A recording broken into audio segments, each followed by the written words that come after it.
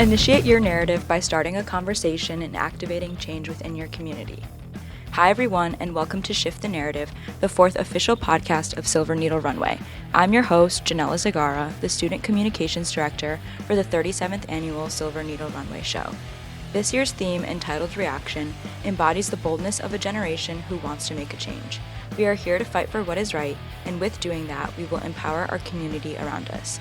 This podcast emphasizes the pillars that shape the S&R brand, with each episode focusing on a different core value, including diversity, sustainability, community, transparency, and leadership. Each of our guests has shown their dedication to integrating these values into their careers and recognize the importance of sharing their knowledge. The Shift the Narrative podcast is here to provide a platform for the students, faculty, and staff of Marist College to highlight their efforts in making a positive change. This 5-episode miniseries will invigorate our listeners to make a statement and fight for the change that they believe in. Initiate your narrative, initiate your reaction, subscribe to Shift the Narrative to pave the way for a better future. Hi everyone, welcome to this week's episode of Shift the Narrative, the official S&R podcast. We are very excited to have the president of Marist College, President Kenan Weinman, for this week's episode on transparency. In this episode, we will be discussing his career path, what brought him to Marist, and his stance on the importance of transparency in higher education. I had the pleasure of speaking with him, and I'm so delighted to share the conversation that we had today. Hi, President Weinman. It is such an honor and privilege to have you on this episode of Shift the Narrative, the official S&R podcast today. Welcome to our podcast. Thanks for asking me to do this. I'm excited. Of course. I think a lot of our listeners already know who you are, but for those who don't, I would like to formally introduce Marist College's esteemed president, Kenan Weinman. We're so happy to have you here, and I'm so excited to get to talk with you today. Can you give us a brief introduction about yourself and your career? Sure. So I began my time here as Marist president October of 2021. So I've been here not quite a year and a half. Time is flying. It feels like I've been here forever. I really love this job. Yeah. Came here from Amherst College in Massachusetts, where I was a chief financial and administrative officer for just short of a decade. I was at Dartmouth College prior to that. About half my career spent in industry and the other half here in higher education. I'm just really excited to be a part of Marist. Wow, that's great to hear. I know it hasn't been, I remember like your inauguration ceremony, and that feels like it was forever ago, but it wasn't. It was almost a year after I started that we did the inauguration, which was a little odd, but it was fun. That was a really special day in my life and my family's life for sure. That's amazing to hear. So I think we should just get right into it. Today's topic is transparency, which is one of our core pillars of S&R. So honesty and clear communication are how the FSP team creates impactful experiences year after year. Being transparent in our efforts means more than telling the truth. It is acknowledging what is going on in our world and relaying how our efforts will positively impact everyone around us. Mm-hmm. So to start today's conversation, how would you define transparency and how do you implement transparency into your work here at Marist? Sure. So we're going to start with a big question. Yeah, the big one.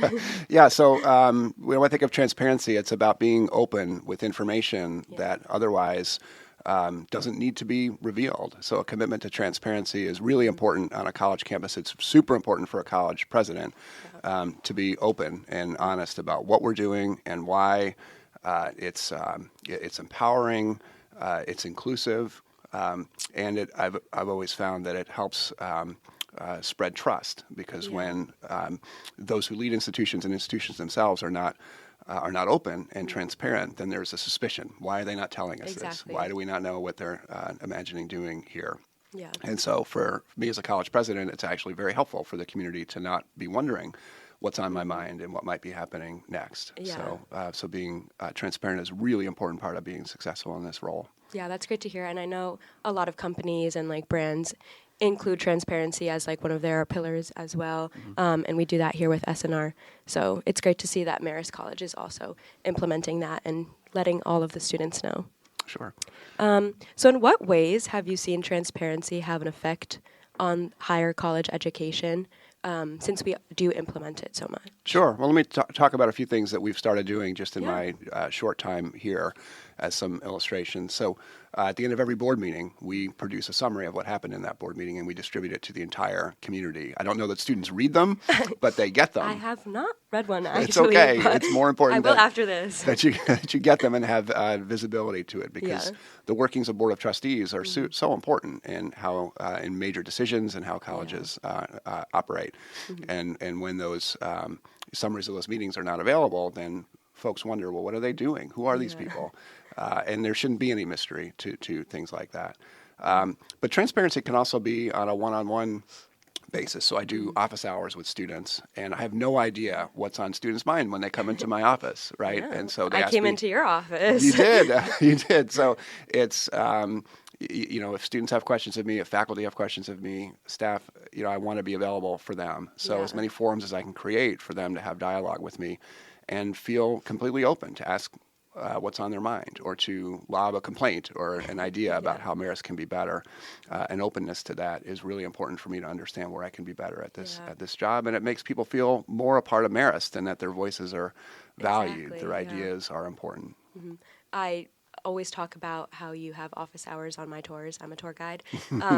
And every time I say that, families and students are like, wow, he meets with students, he actually cares about what they have to say.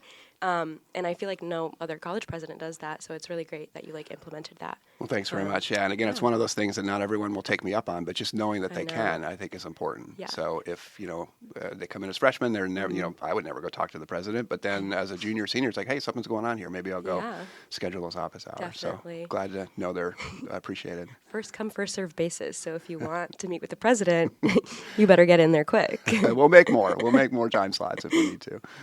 All right. So kind of going into the next question, it's kind of about separating your personal views as a president, but also as Kevin yourself.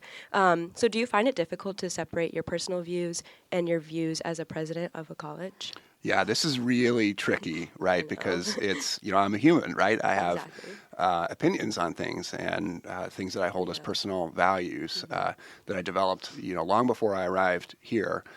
Yet as president, one of the trickiest things is every time I say something, I say anything, there's a perception that I'm speaking on behalf of the college. And some things are not controversial at all. I believe deeply in the value of education and free speech and so forth. And these are things that all higher ed institutions espouse. But when it comes to my personal view on things, when students want me to weigh in on a political issue or a topic, I have to tell them, I'm happy to talk to you, with the closed door, one-on-one about what I think, but I can't speak on that issue because there'll be a sense that that's not just my position, but that's Marist College's position. Exactly. And the best thing that an institution of higher education can do is to create forums for open debate and discussion, not to have a chilling effect, because there's a sense already that the leaders of a college have a certain point of view. So the colleges themselves have to be neutral. In many cases, me as president, I have to be neutral on issues where I know some students occasionally are frustrated because they want to hear from me on a particular matter. So since being at Marist, I know that you've recently put forward the Presidential Fund for Equity and the Marist Experience. What do you hope to see come out of that, and what are your plans for the future for it? Sure, yeah. I'm glad you bring this up in the context of transparency, because when I arrived here, particularly through office hours, I learned that students experience Marist different ways, right? Students who have come from financial means are able to do things like unpaid internships and attachment courses where there's a travel component at the end of it that costs extra money because the travel piece is expensive. And that was very upsetting for me to hear that some students are saying no to amazing experiences here at Marist because of their lack of financial means. And so I really wanted to focus on providing some of my own funds into a new fund, the Presidential Fund for Equity and the Marist Experience, that we've now collected lots of other donations, including from every one of our board members. I was very touched by that announcement, which was made at inauguration. And we've had over 100 applications from students looking for grants so that they can say yes to unpaid internships and attachment courses. And that's very heartwarming for me that now we're able to level the playing field for students who otherwise would have said no to these amazing experiences. In the realm of internships, as you know, in the fashion industry, as in many others, internships are critical to being competitive very for critical, full-time employment. And for students who aren't able to do internships for financial reasons because they have to make more money to put themselves through college, they're going to be at a significant disadvantage as they compete for jobs here in a really difficult and challenging job market. So I continue to hope to inspire more forms of giving to this fund. I also hope to spread awareness that our students don't all have the ability to experience Marist in the same ways here. It should be something that we're all focused on improving. Yeah, that's really great to hear, and I know that it'll definitely benefit a lot of incoming students as well as like current students. And I feel like that it's really great for our college to talk about like the financial base because we are a private institution. It isn't a college that can be like reaching that a lot of students are reaching for. I know like that was something that I went through financially, so it's great to see like this going into effect. And especially what you said about the internships. Internships are definitely critical, especially in fashion. Everything is about experience. Right. And that's what like this class is about as well. So like getting your hands in as early as you can, even like freshman year, sophomore year. It's great. So to have those like financial needs from the presidential fund would be great for those students. Yeah, and it shifts the narrative a little bit around the that was actually not intended, but around affordability, right? When we talk about college affordability, we mostly are thinking about tuition, room, and board. But when you're here, students are here. Things cost money. Things add up. Whether it's clothing or food or otherwise, and experiences. So we talk about the $25 Broadway tickets, which is such a amazing thing I know, that Marist offers. But I hear some students say $25, that's great. Other students say $25, I don't have $25. Exactly, right? So even there can be a divide along financial lines. And so bringing some light to that is part of what I'm trying to do here. Yeah. Again, that's really great that that's happening here at Marist. So we have been mentioning how transparency is beneficial and how we can use it to our advantage in terms of higher education. But when do you think transparency is not beneficial? And do you think we should set boundaries in the educational system? Yeah, that's a great question because I think of transparency as a clear and obvious good, but there are many times when it's not, and it's certainly in the realm of privacy where these can come into conflict, right? So there is not a right that individuals have as part of an institution to know everything about everyone. There are some things that need to be sensitive. For example, when I fill out my forms with HR, I put my social security number on there. Yeah. I think we can all agree that students should not know what my social security number is, right? Exactly. Yeah. So there are limits. There are less obvious ones as well. So, for example, when we do searches for key executives, we typically don't make that an open process, and that's because a lot of really great potential candidates don't want to out themselves to their current employer as a candidate for a job at another place. And so we would really limit the quality of the applicant pool for certain positions if we insisted on an open and transparent process. Yeah. So that's a case where my instinct is to make it open and transparent and to have the entire community meet with candidates for a position, but that would not be in our best interest. Yeah. So really it's a case-by-case basis that we can be committed to transparency as an institution in general, but have times where we decide not to be transparent for the best interests of the college. Yeah. And I feel like transparency not being beneficial also can go into like professors and classes and if they should share why they haven't like been in class for a certain amount of time or like classes canceled today, like should they explain why? And I feel like that also goes back to like the student perspective too, where if you have to skip class, like should you have to provide your professor like an actual reason as to why, or is it fine to just say, I'm not going to be in class today? Because I know some professors do require like having you to explain why you won't be in there. It's a great question, right? Because employers, when employees don't show up to work, you typically would want to know why, but yet the person may be dealing with a really challenging situation, be it a personal medical situation or a mental health matter that really shouldn't be required to be divulged and disclosed. So once again, I think it's having sensible requirements in place. If someone's going to be out for a week or two, it probably would make sense for them to provide at least a generalized answer, but also recognizing the right to personal privacy is really important. I know. And kind of going off of that, with transparency not being beneficial and having to know when you should say something and when you shouldn't say something, do you think censorship contradicts the idea of full transparency? And how does censorship kind of play with that? It's a big question. I mean, censorship. The word censorship is, indicates a severe level of restriction on what someone can and can't say. And I think we can all agree that in general is not a good thing. Mm-hmm.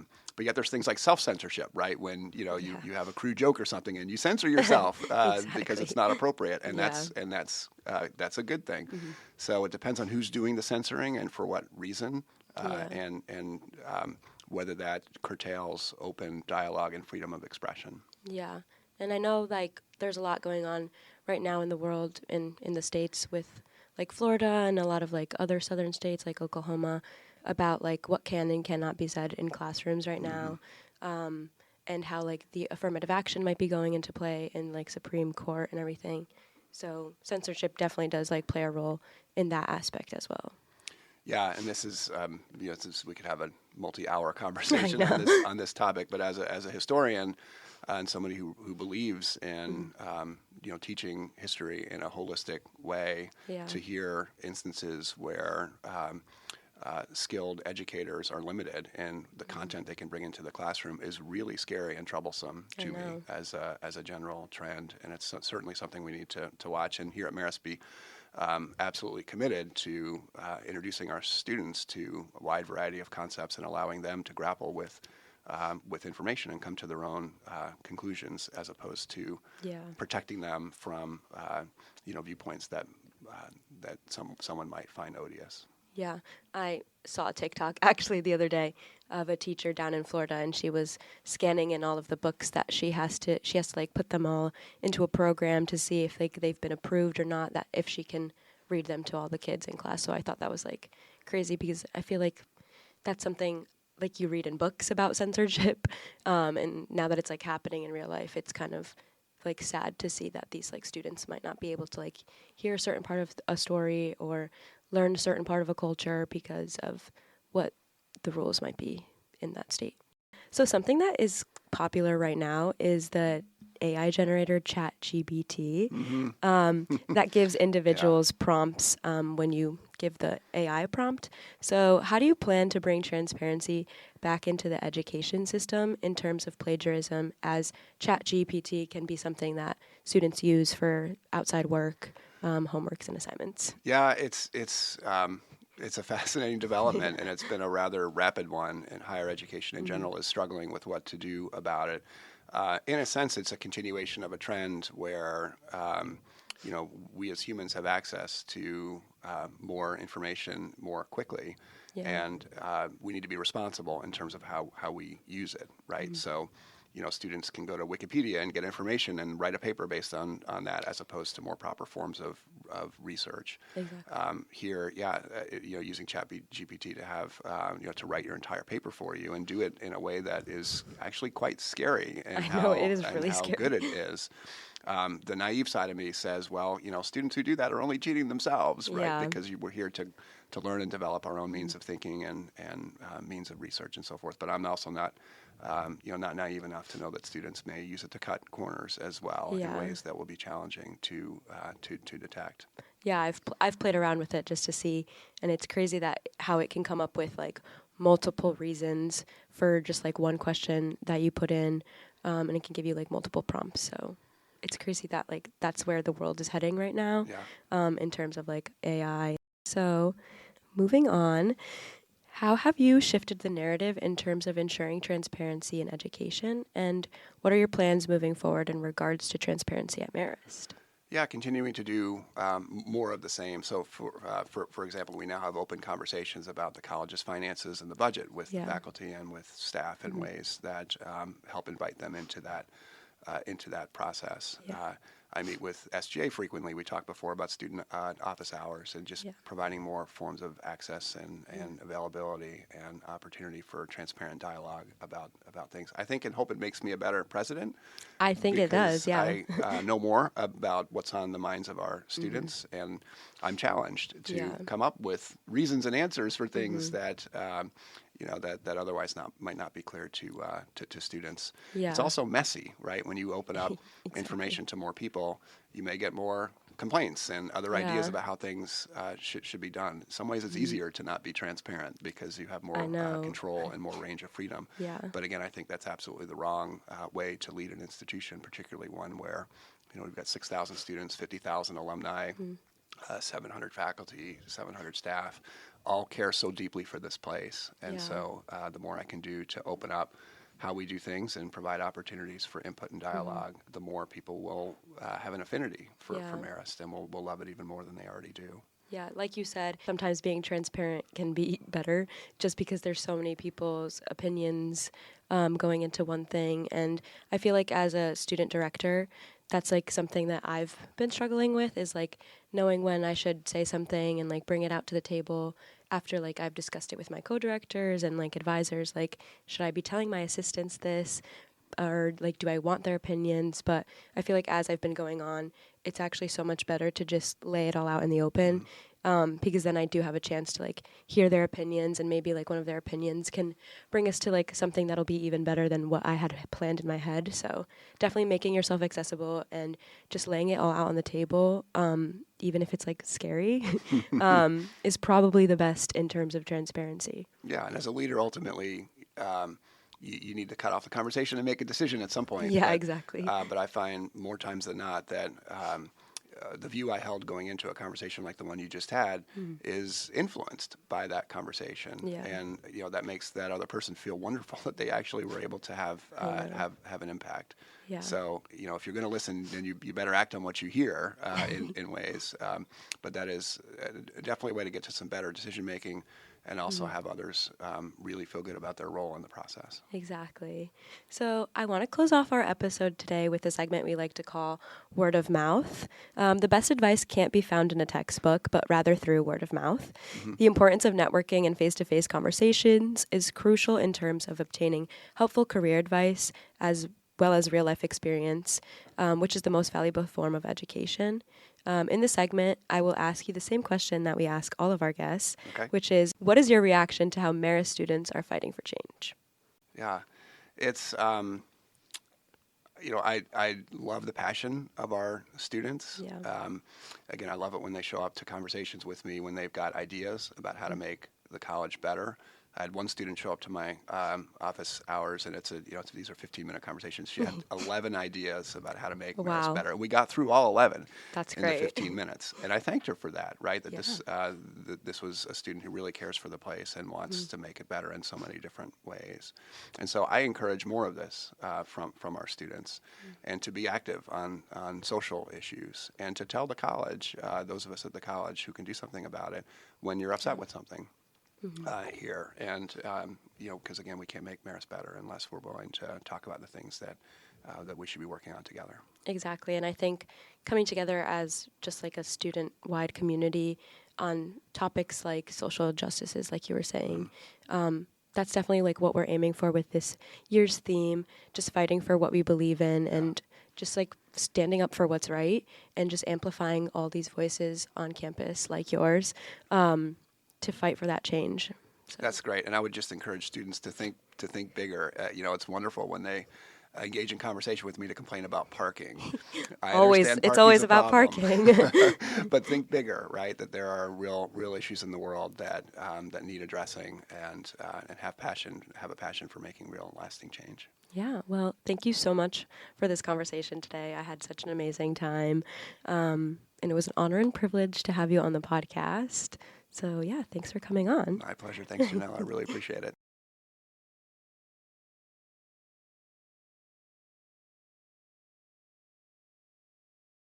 Hi, this is Kevin Weinman, President of Amherst College, and this is Shift the Narrative.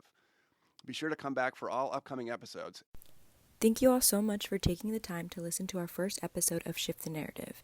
If you liked this episode, please be sure to leave us a review, follow our page, and follow us at Silver Needle Runway on all our platforms for Shift the Narrative podcast updates. Talk to you next week.